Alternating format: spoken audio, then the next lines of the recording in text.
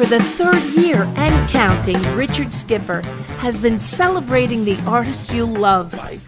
And what are some of the things that you've really run out of time? And we've got to talk about your latest. I want to go back a little bit, first of all, and celebrate a true legend. Richard Skipper is all about celebrating life, art, and his guest body of work. And did you pursue performing opportunities while you were in high school? Please join us while he showcases these diverse and talented individuals. Here's Richard Skipper. Happy Saturday, everyone, and welcome to the latest edition of Richard Skipper Celebrates. Who or what are you celebrating tonight? There's so much to celebrate. Today's the birthday of Shirley Temple, so grab your favorite Shirley Temple doll or have a Shirley Temple, and let's celebrate tonight. Today's also the 61st anniversary of Judy Garland's famous concert at Carnegie Hall, and tomorrow is the birthday of Barbra Streisand. And I have a very special concert. Listen, I can't even talk. I have a concert special celebration here tomorrow night. But tonight, we are celebrating, and I hope I am going to pronounce your last name correctly because I have been working on this. John Paolillo. Did I get it? Great. So, John, I have to give a shout out to your cousin, Rose Uzo, because Rose is my assistant. I'm going to change the background color here because I wanted to go with something that's closer to the color of your book. So there we are. Oh. So yes, and your book is so amazing. You are such an inspiration to me. I want to celebrate so much tonight. We're going to cover so many things, but before we jump in there, I always begin my shows with asking my guest, who or what are you celebrating today besides Barbra Streisand? Because you and I were both listening to Barbara before we began. Yeah. Well, I believe it or not, I had food poisoning yesterday. So I'm celebrating standing upright. My mom just told me that she's been sick with food poisoning since last Sunday. Oh. So, mine only lasted 24 hours. Oh, my God. Do you know how it happened, or I have no clue. I cook my own meals. I don't know how. I don't even know what I put in. I mean, it was soup. I mean, how do you get food poisoning from soup?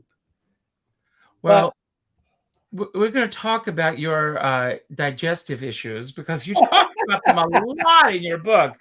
I mean, I feel like, with all due respect to you, I feel that I know you intimately. I know you better than I know some of my best friends because there's so much that you cover in this book.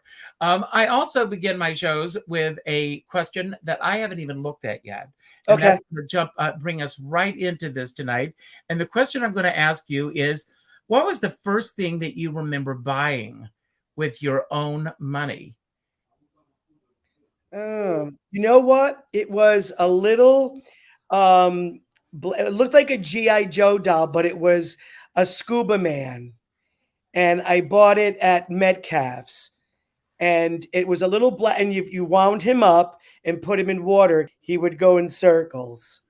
I remember those. I do absolutely remember those. And it's interesting because a friend of mine, Howard Tucker, if he happens to be watching tonight, he gave me this wonderful calendar just recently, and each day it has like a different thing that you can do to treat yourself with kindness each day. And I pulled this passage for the weekend, and it says, visit a local specialty toy store and ask them to recommend something new for game night.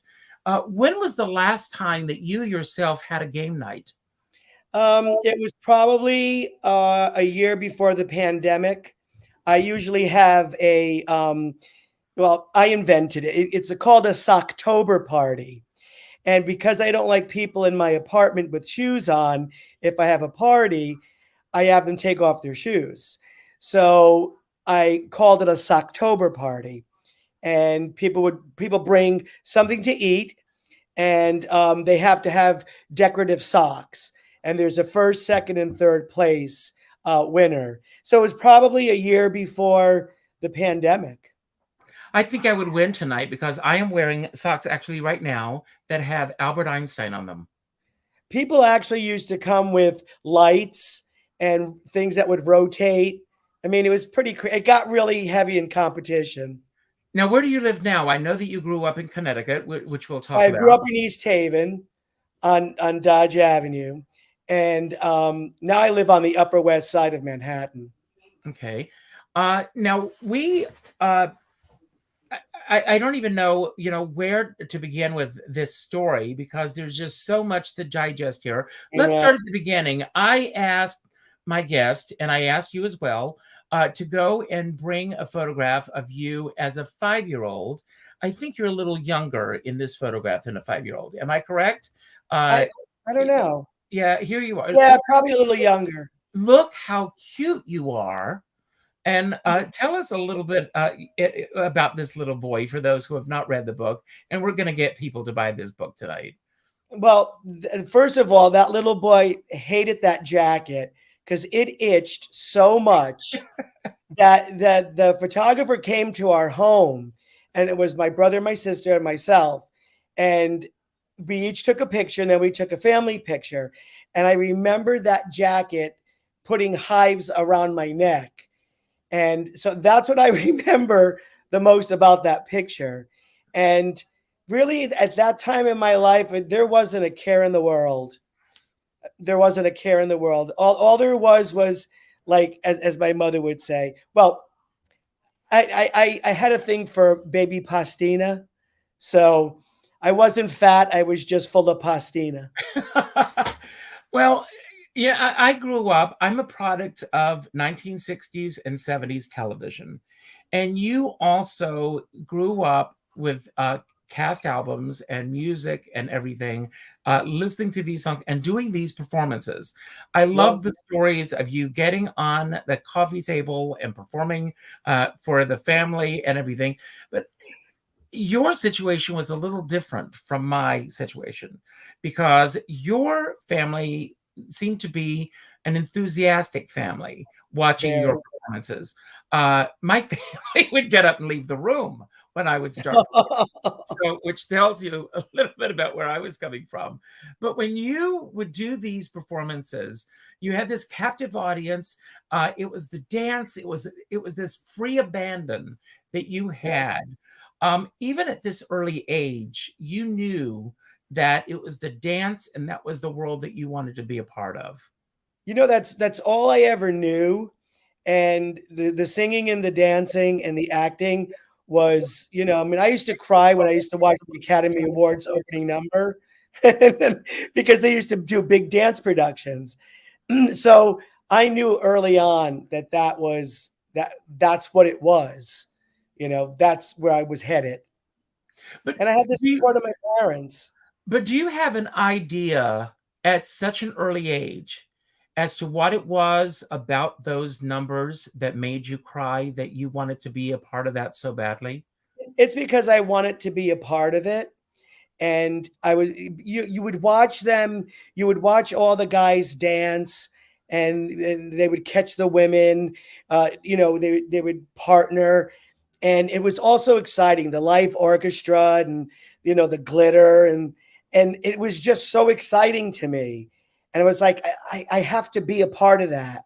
I have to do that, so that's why originally, and my mom and my dad were both, after I graduated from high school, they were like, you're not college material.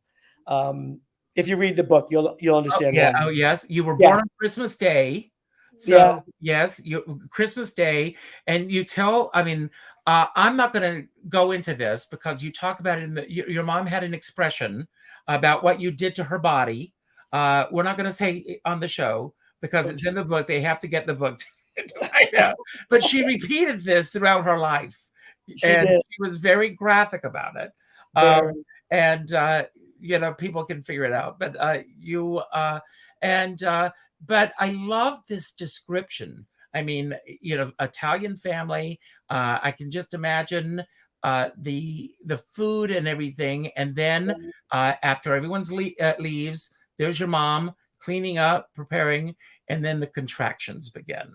And it was like a scene right out of a sitcom from the 1950s. Yes. Yeah, I mean, my mother told me the story. She would always tell me, I'll leave out the graphic parts, but she would, what I told in the book was from what my mother and father shared with me. And so I often see it as funny and horrific together. But you can tell them you were a big baby when you were Oh, born. I was over 10 pounds. So, So and it was a long, I mean, and it was a long birth for your yeah, mom. yeah, Yes. So she suffered. Let's just put it that way. she did. So, years ago, I went to see this great cabaret performer named Greg Rodehofer. And he told this great story in the show that I never forgot. And he said that when he was a little boy, he used to play with dolls. And he never knew that there was anything wrong with playing with dolls because his parents allowed him to play with dolls Yeah. until he went to school. And the first day of school, his teacher pulled him aside and said, "Boys don't play with dolls." And he felt traumatized by that moment because he went home and all of a sudden there was something wrong. He felt that there was something wrong with him. Well, I bring this up because as I'm reading your book, there were all kinds of issues that you were dealing with growing up. And the biggest issue, of course, was the constant bullying. And you are so, I mean, I am not going to, you know, I'm going to be very honest with you. As I was reading the book, there were several times where I just cried out loud. I mean, because it just took me there Yeah. with the intensity of what you endured, being in the furnace room and all these things that you describe, going through school, and also the word that you used, because it was the term that was used at that time. And Right. I say this respectfully to everyone who's watching this show right now. Yes. It's a phrase and a term we no longer use. But Right. you were told and you were led to believe that you were, in the vernacular of the times, retarded. Right. Do you Yeah. want to talk a little bit about that? Yeah, well, I guess what happened was, it's really strange because like I look back on it now and there's like so much that now makes sense. But in first grade, there was a wallpaper that went around the room. And it was the cow jumping over the moon and the spoon running away with the fork, something like that. We had it in our school too, and it took me right back there. Yeah, and I would get so excited, like imagining like all this being real and like music to that, and I would get myself so worked up that I couldn't calm down. And so, you know, ADHD and dyslexia really had no place back then. So what they would do, I went from sitting in the classroom to sitting by the piano, which was a big mistake. You don't put me by a piano. Yes. And then by the teacher's desk, then outside in the hallway, and then finally, they put me in the furnace room with Mr. Calavopi, who was a wonderful man, and a little girl that had Down syndrome. And that's where I did my grammar school because that's where kids like me belonged.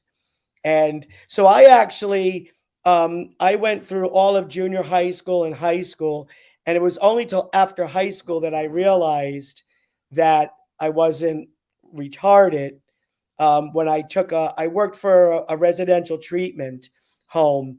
And the nun said to me, she said, "You write backwards." She was like, and I noticed a few minutes into the meetings, when we have meetings with the therapist and the kids, she said, "You can't sit still." She was like, "I would love for you to take the test we give the kids."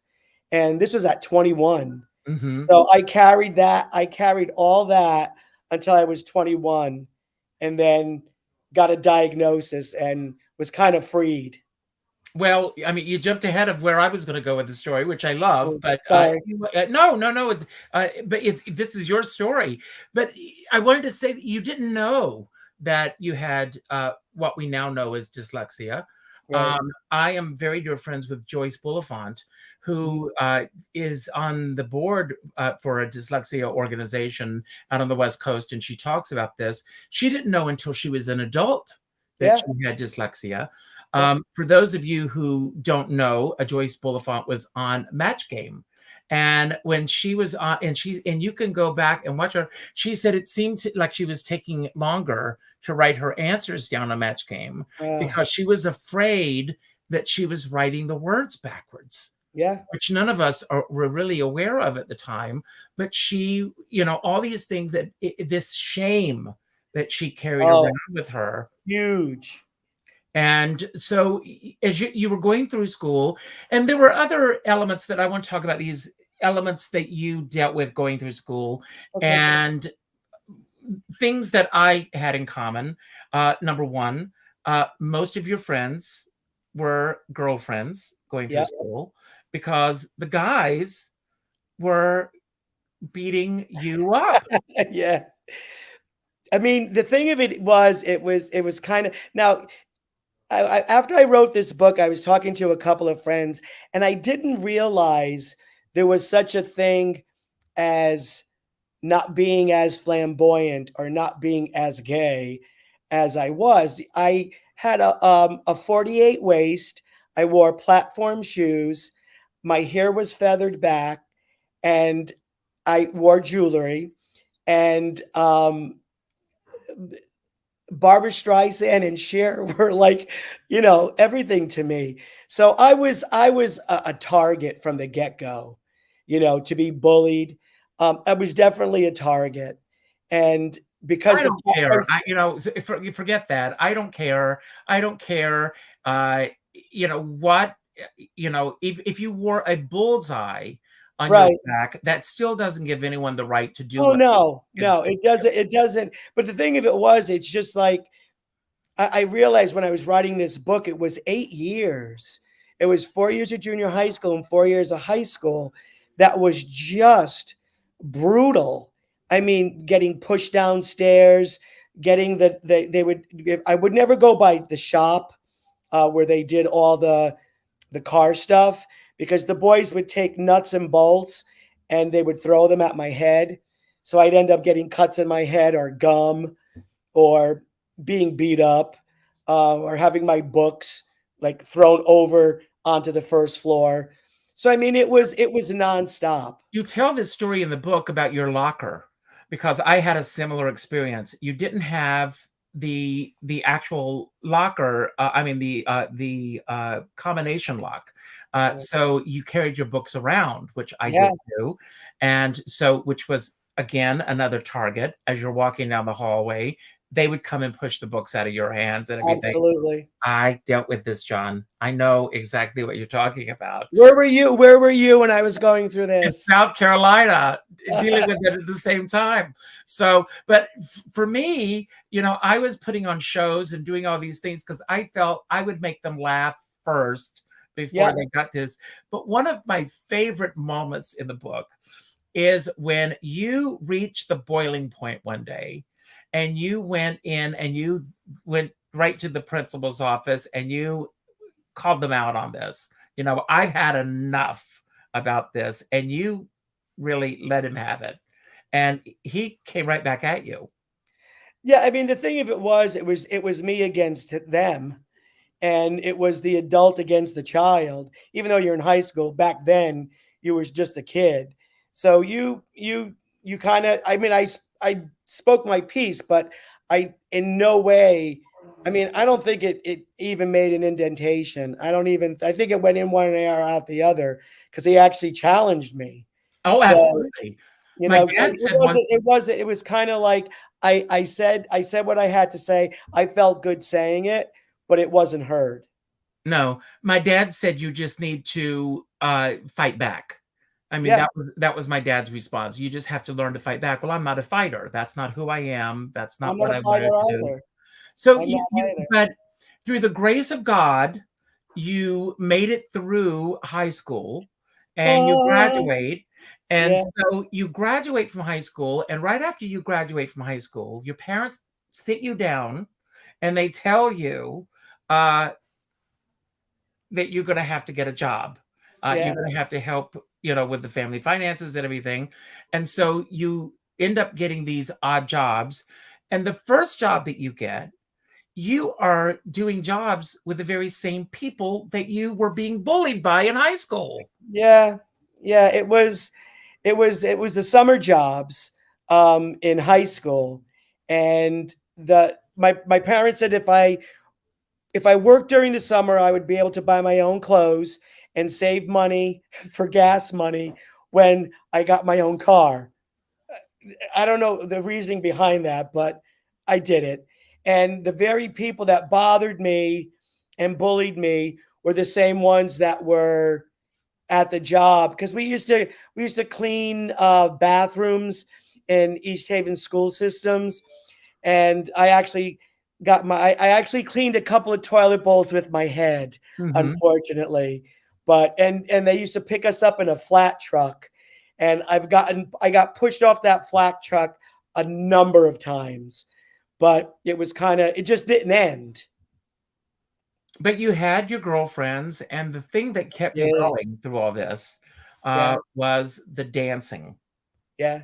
And you kept dancing and you kept going through this, but but you got through these, and there's a whole section in the book about all these odd jobs that you did. Everything from putting buckles on purses to working at Burger King to doing all these crazy things that you were doing. But then you, through your own fortitude, you were overweight, but still dancing. God bless you. Yeah. And you were working with, at the time, well-known choreographers and everything. Right. And you were given the advice that you were good at what you did, but that you needed to lose the weight. Right. And so you want to go from there, or? Well, what happened was I was dancing for a couple of people in Connecticut, and did a concert. It went really well, and my mentor, Lee Lund, who owned the Lee Lund Dance Studios in Milford, had a party afterwards, and one of her friends from Vegas was at the party, at the after party, and she got me into a corner, and she was like, she had the gloves, and she had the cigarette with the long holder, and she's like, darling, she said, I've seen you dance. She was like, and you are incredible. She said, but you are never going to be a dancer for Mitzi Gaynor. And I totally fell apart. And I went on Weight Watchers, and then started to do some stuff I shouldn't have done, and got to a place where I had lost all the weight, but it was through a lot of problems and difficulties that I did it. You were also, and God bless your mom, because you were, one night you were throwing up. And you don't really, at that point in the book, was this forced vomiting that you were doing? Yeah, because the thing of it was like, even though I was on a diet, I had lost probably 30 pounds. And so I lost that weight, but it still wasn't enough. And I was dancing with really tall, beautiful male dancers. And so I thought that was the only way to get down to it. And the part that you're talking about was that I ended up running upstairs after meals and using my finger to vomit. And I opened the door once, and my mother was standing in the doorway with a baseball bat. And she said, if I hear that sound come out of the bathroom one more time, you'll never dance, because I'll break both your legs. And it stopped. It's a little bit more graphic than that. Yeah, I'm being considerate of your audience. Yes. But she was very she put it out there. Let's just say Yeah. that. But I want to go back because there's Yeah. a part that we skipped over, Okay. which really blew my mind about you, was that you had a boyfriend at Uh-huh. 15 years old. Well, I it was mean, 19. 19.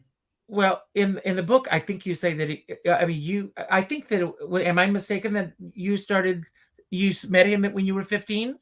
Well, Or we am I met mistaken? early on, but yeah, but we started the real stuff Right, when you were later. 19. Okay, good. So it totally legal. And but this relationship went on for 15 years. Yeah. So you did have a very long relationship, and you Yeah. did all the things that, I've been in, thank God, a long relationship. We've been together going on 33 years. Wow. And, legally wed for now 11 years. But you did all the things that any couple does. You set up a house together. You have the dogs. You have everything going, and you think everything is okay. Things start to fall apart Yep. in the midst of everything else that's going on in your life, and then that's another layer that's put upon you.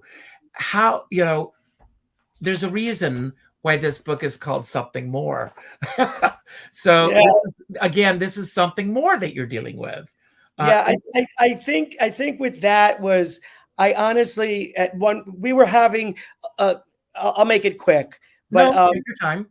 we were having problems, and we went to a marriage counselor, and the marriage counselor gave us a piece of paper to make a pie, and we had to make a pie of importance, and then we passed it over to each other, and he had half a pie, I gave him half a pie with all our life chores and stuff like that, and he gave me his, and the dogs had a bigger piece of pie than I did. So it was at its end. It was at its end. And then um I was working with the Knicks City dancers, and I was doing the commercials for NBC, and I came home early and found him with someone else in our home. So that ended quickly and I mean, painfully. not only did you find him with someone else, but I mean, the locks were changed. I Yeah. mean, where did he find the time to change the locks before this new person came home? Yeah, it was he already had it in his mind what was going to happen. I was oblivious. So, I mean, it was kind of all right, so you fall apart, you lose the 30 extra pounds that you needed to lose because of stress and crying. And then, you don't think you're going to live, and you don't think you're going to survive, but you do. He's one of my friends now. I mean, the weird thing about all this is, years ago, I my first off-Broadway show, I'm doing HMS Pinafore at the Cherry Lane Playhouse. I'm very, Uh-huh. very excited. I had Yeah. these crazy roommates. It was like living with George and Martha from Who's Afraid of Virginia Woolf, except they were a gay version of that. Uh-huh. These two guys were raging alcoholics. I would come home every night and I would go into my room. I had a little radio and I listened to talk radio shows. This was before the internet, obviously. Yeah. And I would go into my room and shut the door with my little Chinese food or whatever I would pick up on the way home, fast food mostly, and sit in my room all night long because I was so afraid of these guys. Yeah. I am about to open in my first off-Broadway show. I come home at 2:00 in the morning after late night rehearsal, Yeah. and I go to put the key in the door, and the lock doesn't work. I'm Uh-huh. knocking on the door, and they're going, "Who's there?" And I said, "It's Richard." And they go, "Richard who?" And they acted like they didn't know who I was. I called the police, and the police came, and they had to get, and they claimed they didn't know who I was. But obviously, all my things are there, and I'm able to describe what's in my room. And I'm dealing with this. Obviously, I don't have a relationship with them. Right. But to deal with this, you are rehearsing with little Richard of all people, and Yeah. you come home, you're living your passion, you're doing this thing, obviously there are issues at home with the Yeah. pipe part and dealing with this. You know that there are problems, but to come home and find this, and I know that you were sitting on the front porch crying your eyes out, and thank God your friend came and got you out of this mess. Yeah. But you know, what got you through to get you through to, that you have to go on? I honestly, I have to say, I mean, you read the book, so you know my mom. So I decided that I was going to go for therapy, that I was going to talk to somebody because I didn't think I would live, let alone survive on a day-to-day basis. And I said, I'm going to go to therapy. And she was like, well, you don't go to, only weak people go to therapy. And I was like, well, I'm weak. Mind your business. I need to go because I'm about to fall apart and nobody's going to be able to put me back together. And years later, the ex needs a therapist. And I tell him, go to the therapist that got me over you. And he was going to that therapist. So it was just kind of really weird because it came full circle. But I have to say, it was just going to therapy and being with my friends. My friends were great during this time. But you also mentioned it was like a matter of, forgive me, I don't recall if it was days or weeks that right after this all happened, that you go to a party and he comes to the party with this person that he has now picked up, that he's with, Yeah. and treating this person better than he was even treating you, Yeah. and going on like, I mean, like it was blatantly in front of you that you were dealing with. It was blatant. I mean, I guess I always used to say I blamed it on our youth, but I don't know 15 if years, John. 15 years. Yeah, I know. I mean, I try to, I mean, now I see it as something that was, I mean, if he didn't do this, I would have never have moved to New York and I would have never had the path that I had. So, I mean, I would have stayed. I was a floral designer and I worked at a dance studio and I auditioned and I would have stayed in Branford, Connecticut and done all the things that I would keep doing what I was doing as opposed to now living in New York City doing all the things I've done. Well, we're going to talk about all the things that you've done because that is the next chapter that we get to. So you move on, and what I love is that you put together this dance troupe of these 6 women, and they are opening acts for like David Cassidy and all these incredible, the Weather Girls, the hot acts of the time. Yeah. How do you get to that level? All of a sudden I'm reading the book and I'm going, wait a minute, did I miss something here? Because you jump right to that. How did that happen? Richard, I have to tell you, I honestly, and I don't mean this in a bad way, I think it was all stupidity on my part because I just thought that if I go and I do, it will. And so I didn't know any better. And, in entertainment, you get rejection after rejection. I've been rejected. You do? So are you paying attention? I mean, it's nonstop and it's, Yes. it's horrible. So I just went in, with blinders on, and I got them auditioned for Star Search, and I got them a couple of MTV shows, and we opened up for a lot of, like you said, a lot of the artists that were big then. They were called Adrenaline, and it was great because it actually opened up another level to me as a choreographer and as a performer. So it opened up some doors that it normally wouldn't have opened up. But I love the fact that you made calls and you did open doors. I mean, you just called and said, "I'd like to do this," and people were saying yes to you. Yeah. I mean, I was fortunate. I mean, a couple of times I had an alias that was my agent. Um, and I would speak as him for me, and it worked. It worked quite a few times because if you have an agent, you're more legit. And once I moved to New York, I got real agents. But it was adrenaline was the stepping stone for a lot of other new things that were ahead of me. So once you made that move to New York, and again, a lot of this is in the book. Everybody, the book is available on Amazon. You can get the book. Please get the book. The book is something more, a little book with a big message, and it is a little book, and it's an easy read. Yeah. I want to talk. I don't want to give away a lot in the book because the second half of the book is about all of these great triumphs that you've had in your life. The Yeah. first part is about the difficulty to get to that part. But when you made the move to New York, and these great things, working with Rugrats and all these other great successes that you've had. When you made that jump, Right. did you have a game plan in mind, or did you find that it was because of the circumstances that were being presented to you?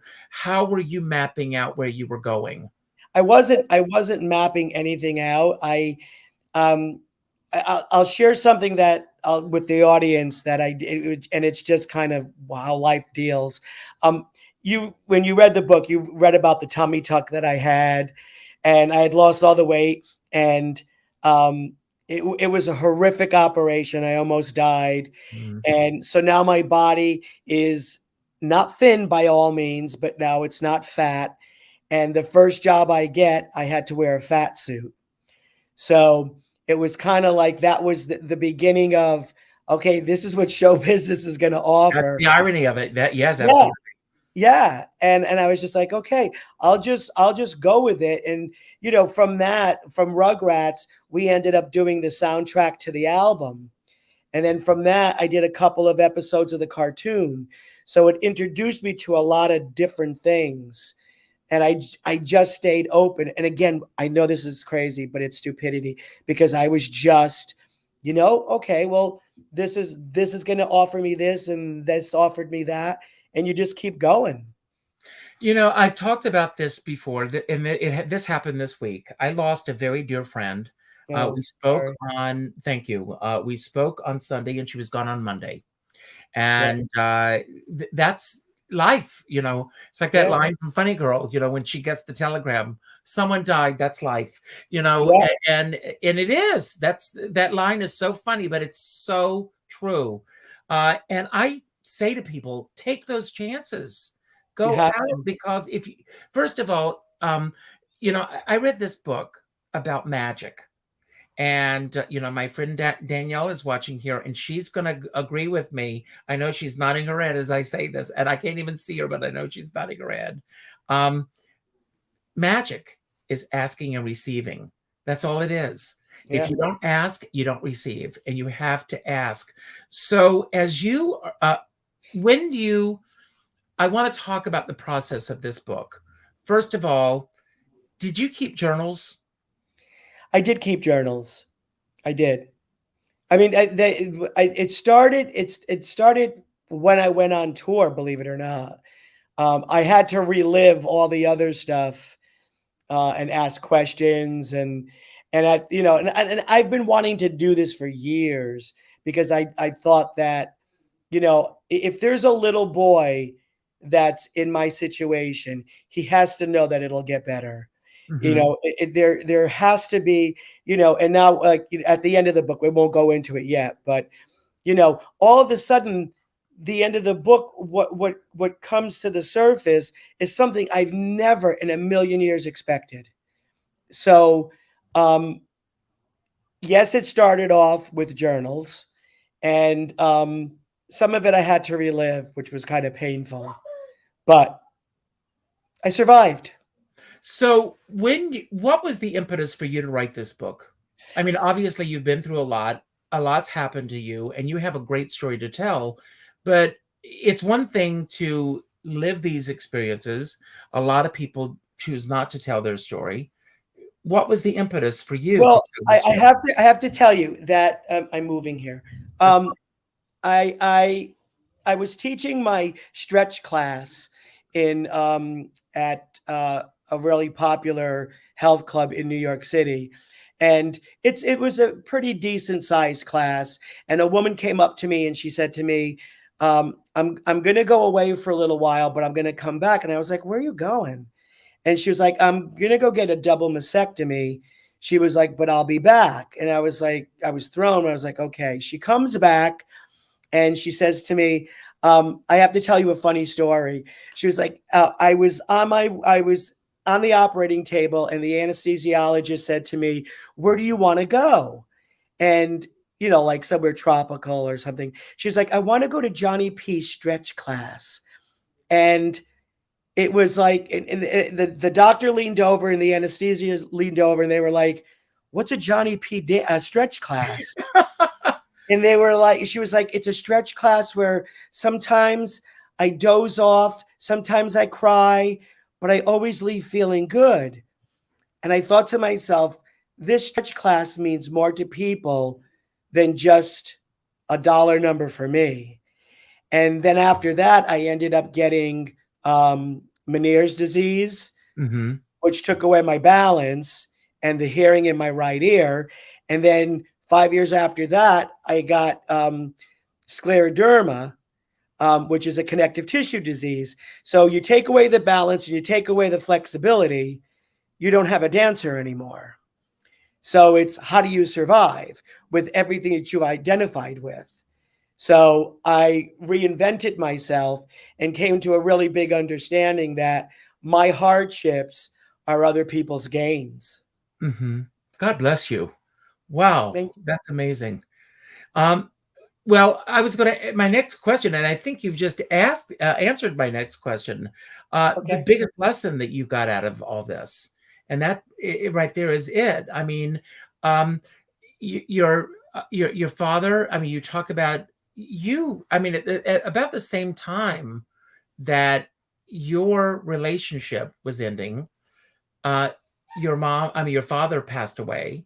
Yeah. And so you and your mom are going through this journey together, Yeah. of loss and starting again.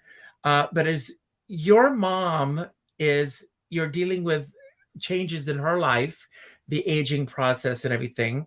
Yeah. I love the fact when one time you're over washing your mom's hair. And as I'm reading this, it was just such a heartwarming story. That story, I do want you to tell this story. Well, I would go home. My brother and my sister-in-law would take care of my mother during the week. And my mother and I had a different relationship. And so I would, if she didn't want to go upstairs, I would bathe her in the kitchen in front of the sink. And sometimes I'd wash her. And then I would do her hair. And I didn't know how to, because she used to roll her hair in curlers. And I figured that I would save time if I did a curling iron. So I would put the curling iron in her hair and I would burn her scalp. And she would swear at me and she would say, doesn't your kind know how to do hair? And I was like, my kind? It's like, what are you talking about? She was like, the gays. She's like, all gays know how to do hair. She was like, why don't you know how to do hair? So it was just something that was, but we spent a lot of time. And sometimes she'd have such clarity in those moments that she'd come back for a little while and we'd have some really good laughs and, some really heartfelt moments. And then she'd leave again. But there was one of those times I think that you were talking about. Yes, of course. Did you ever see Angels in America? No. Well, there's a great moment in Angels in America, and I saw it on Broadway when the original opened, and this woman says to this guy, you know, when he says that he's gay, she says, "Are you a hairdresser?" And he looks at her and he says, "It would be your lucky day if I was." And when I was reading that, it reminded me of that. So we are going to give away a book, and I think of, I pulled up the word justice because as I'm reading your book, I think there's justice because you went through this these horrific episodes in your book of childhood and going through school, not at home because you had a loving family. Great family. Great family.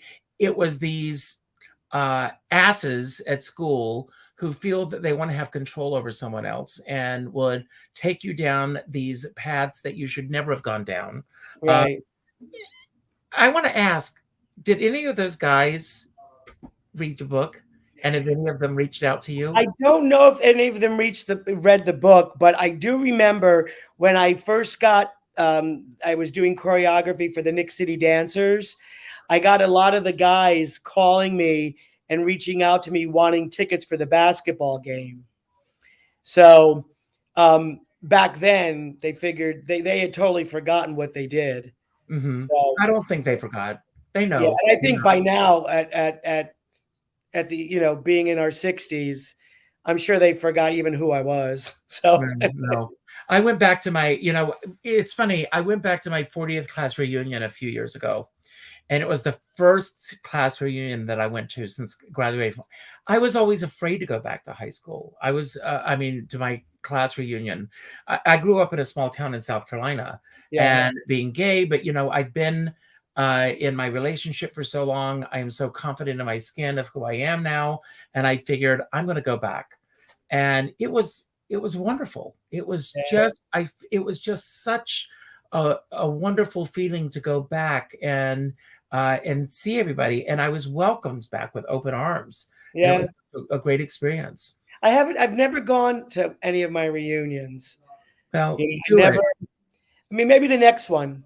Do the next one. I think you should. And go with your book and make them buy it. Now, that's justice. But I want to ask you, what does justice mean to you, John? Writing this book. Great. So, I end my shows with my homage to James Lipton inside the Actors Studio. So I've got some questions that I'm going to ask, and this gives everyone a chance to use the hashtag justice. Richard, can I ask you a question first? Yes. So I'm going to come to Connecticut to do a book signing. Yes. And to do a master class on Mend. Yes. Because that's where the book ends.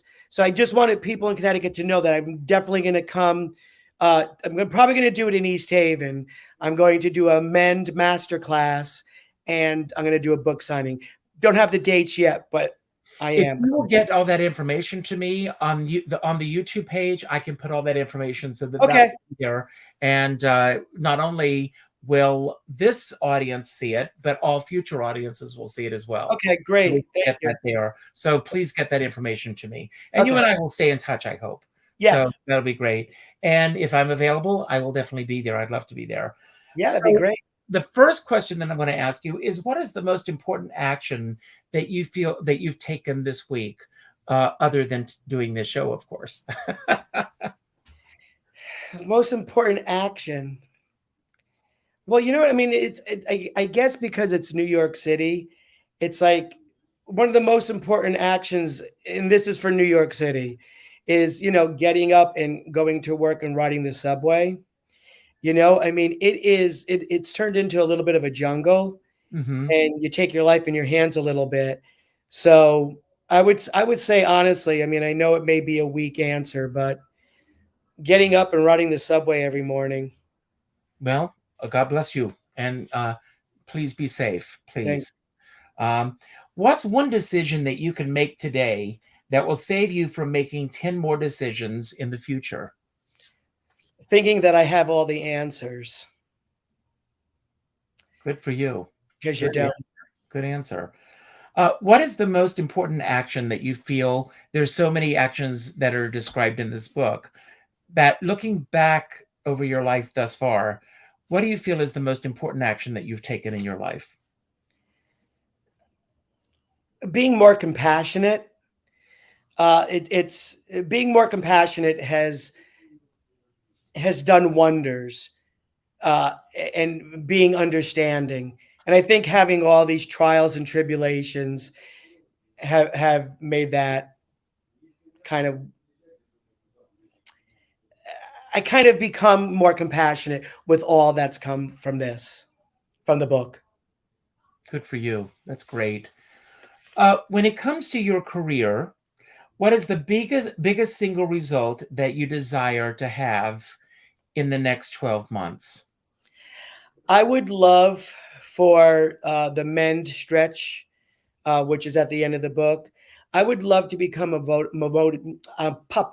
motivational speaker with the men stretch class, because I think there's a lot of people with systemic disease and depression and just aging that I think if I tell my story enough and enough people hear it, that there could be hope for them.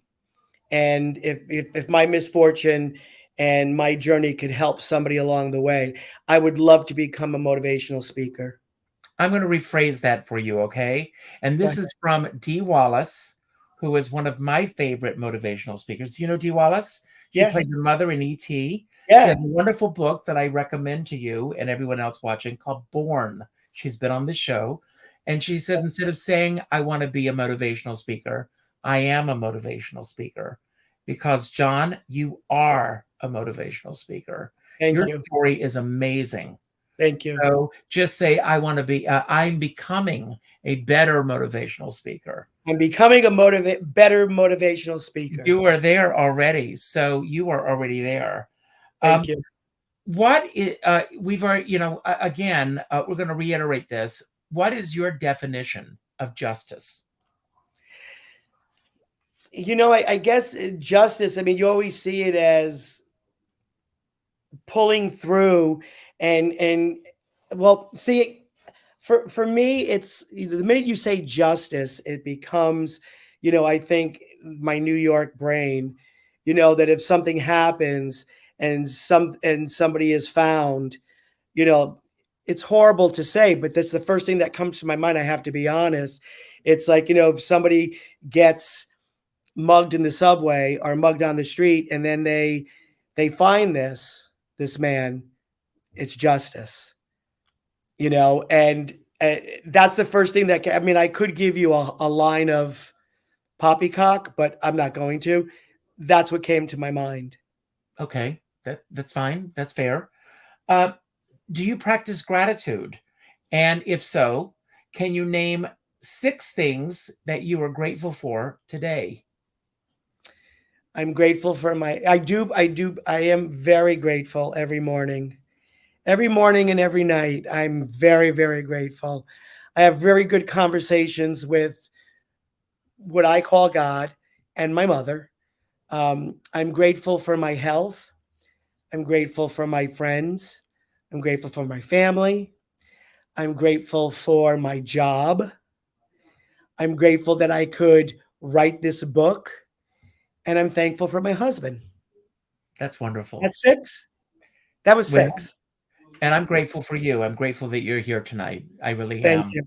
Thank you. What would make you go insane the fastest? What would make me go insane the fastest? I'm claustrophobic, so you can't put me in anything really small and closed in. Yeah, me too. Me too. What do you consider the single most beautiful word in the world? Mother. Nice. Mom, I hope you're watching. What took energy away from you this week? Nothing. Oh, perfect answer. That's the best answer I've heard on that question. So we're going to give away a book right now. I'm going to show you how this works. And this will be true justice tonight. So let's see how this works. And this book is going to go to Lisa Rodrigo, our publicist for this show. So Lisa, I will get the book out to you. We'll take care of that. I'm going to take this off of here, and I'll take care of that after the show tonight. So I'm going to pull this up here so we get full screen tonight. John, thank you so much. This book is incredible, and I recommend that everybody gets it. This is what you can do.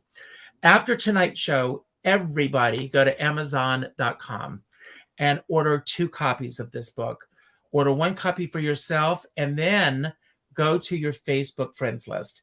And the 6th name that pops up, order a copy for them. And then what that's a great idea. Yes. Today's in numerology, today is the 6th. So reach out to that 6th friend and let that 6th friend know what they mean to you. And because, as our dear friend Sean Moniger says, we're all in this together, but we're not in the same boat. And I always say, if you're going to go out in a boat, make sure you bring a skipper along. Now, for those of you who are here for the first time, I want to tell you a little bit about what this show is about. This show, as you can see, is about celebration. I love to celebrate. As you can see, John was worth celebrating. I asked John before the show started, who would you like to listen to? And he said, Barbra Streisand. I'm going to give a little plug for myself. I gave you a sneak preview of my opening for tomorrow night because we're celebrating Barbra Streisand. What did you think, John? It was great. I'm telling you, I stood there the whole time, and I was just, and you know what the good thing about it was, is that it just brings up, when all the pictures and all the songs just bring up so many different memories, you know, that you just didn't watch something and think Barbara. You actually provoked memories. Yes. It was beautiful. I loved it. Thank you. So tomorrow night, you all have to be here at 7 o'clock for this very special tribute to Barbra Streisand that you're not going to get anywhere else. I also want to tell you that tonight is National Cherry Cheesecake Day. Go out, treat a friend to some cherry cheesecake tonight. Do something nice for yourself. That's what this is all about. And you can do something, you know, I always tell everyone to do something nice for somebody else without expecting anything in return. You can do something nice for me as well. Something very exciting happened to me today. I reached 100,000 viewers on YouTube. And that was of all of you and wonderful guests like John. So after tonight's show on YouTube, please leave a comment. If it's your first time here, please subscribe to the channel and tell your friends about this channel. And not only, it doesn't stop here. Follow John. Go, and if you see that he's going to be appearing anywhere, show up. When he's doing a motivational appearance, show up. When he's writing his next book, buy it. Continue to buy this book for friends and let people know about it.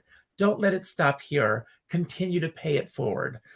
That's what I hope that this channel does, not only for John, but for the previous people that have been on this show and the people that are coming up. And that's my message for everyone tonight. Now, John, I'm going to leave the screen and I'm going to give you the final word. Anything you want to say about anything that we talked about tonight that you want to build upon, anything that we didn't talk about that you wish we had, or just any final message that you want to leave for everyone tonight. After all, you are a great motivational speaker, and I'm expecting that you're going to leave us with a great motivational message tonight. I'm putting you in the hot seat, I know. You are. So anyway, and don't worry about how to end the show. As soon as you say goodnight, the final credits will roll, and I hope that you'll come back someday. I will. You're always welcome here, and this has been a treat. And thank your husband for getting you on this show tonight. I will. So, thank you, and thank you, Rosa Puzo. You're the best. And Cousin Rosie. Thank you. I love you so Rosie. John, it's all yours. Thank you. So I guess the thing that I want to say is that I wrote the book, and after finishing the book, I realized how much I've been through between, I would say, being dyslexic, ADHD, being bullied, failing in relationships, losing parents, coming to New York, losing opportunities, that there's always a light at the end of the tunnel, and it's not always an oncoming train. Okay? Thank you for buying my book. Thank you for listening to us. And hopefully we'll see you soon. Good night.